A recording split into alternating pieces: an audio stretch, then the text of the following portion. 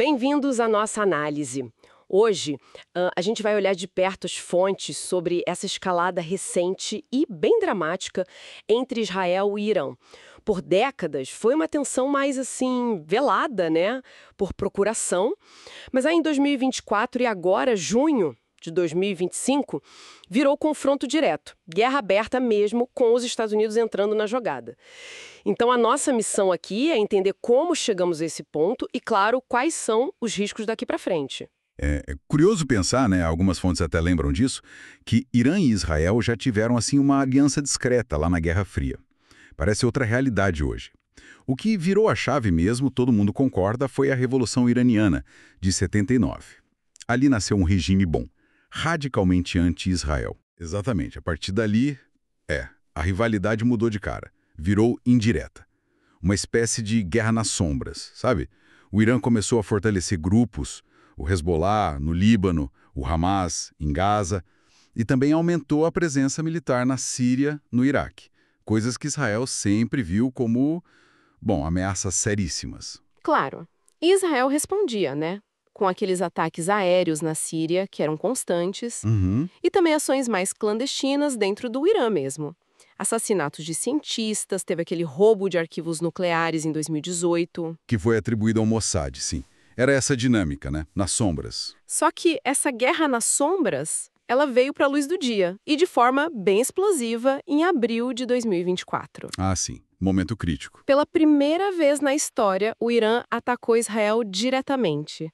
Lançou centenas de drones, mísseis. Foi uma retaliação, né?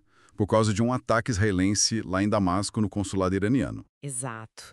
E, embora a maioria tenha sido interceptada, até com a ajuda de outros países, Sim, a defesa foi eficaz. foi um marco. O primeiro ataque direto do Irã contra território israelense. Uma linha vermelha foi cruzada ali, né? Sem dúvida. E essa escalada, ela atingiu um pico muito perigoso agora, em junho de 2025. Israel fez ataques bem significativos, mirou a infraestrutura nuclear e militar do Irã.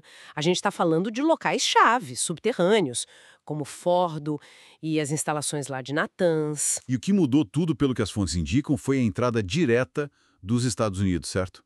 Correto. Isso alterou completamente a dinâmica. Os Estados Unidos fizeram o que estão chamando de ataques de precisão massivos. Usaram bombardeiros stealth e aquelas bombas superpotentes, as Bunk Busters, GBU-57. Nossa, é armamento pesado, que assim só eles possuem. Isso mostra uma intenção clara, né? Não só de danificar, mas talvez de destruir mesmo essas instalações mais profundas. Redefinir o papel americano ali. E a resposta iraniana veio logo. Mais mísseis, atingindo cidades como Tel Aviv. E aí com vítimas civis. Pois é. E Israel continuou os bombardeios no Irã, mirando centros de comando, bases aéreas.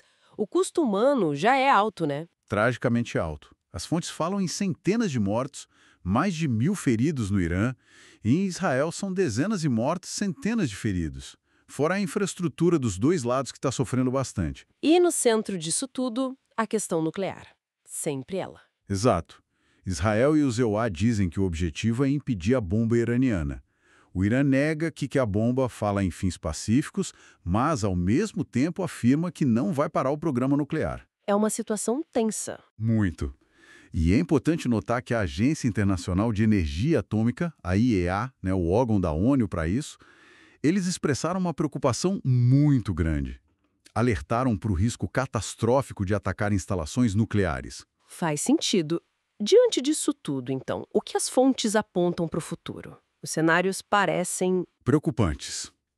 Se a gente conecta os pontos, o cenário mais provável parece ser de escalada contínua, com os Estados Unidos agora diretamente envolvidos buscando causar o que eles chamam de danos monumentais ao programa nuclear iraniano.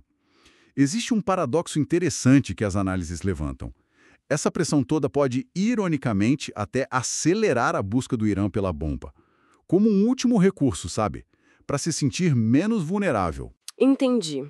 Além disso, Bom, tem um impacto econômico global, especialmente se o Estreito de Hormuz for afetado.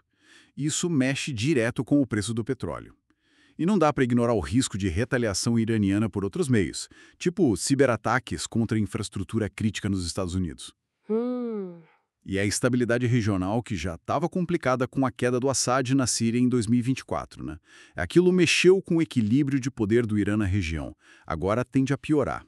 ou seja, o que era uma rivalidade, digamos, contida por décadas transbordou.